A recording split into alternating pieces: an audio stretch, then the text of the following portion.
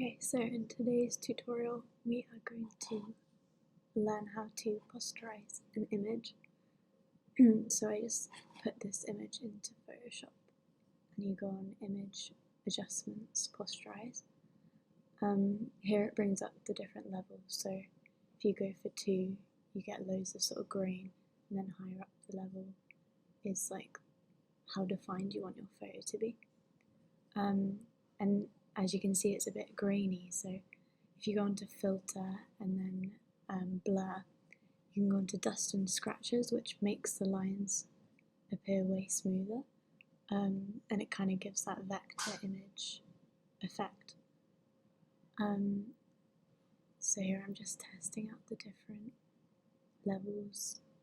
12 is kind of the most useful, and then threshold affects the texture of the image as well. So now you've got that, you can kind of play with the colours that you use. You can either fill it using the paint bucket tool, or you can go on Image Adjustments and then Gradient Map. And you can pick on Gradient Map, you can either just do 2 colours, or you can kind of pick and choose how many colours you want.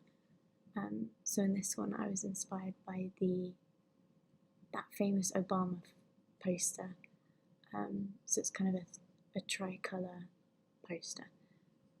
And then yeah, here I am just adjusting the different colours.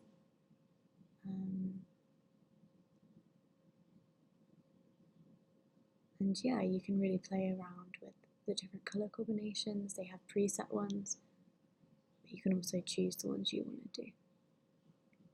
So yeah, and then the method also affects how the colours look, so you can just play around with that. And then you've got your image.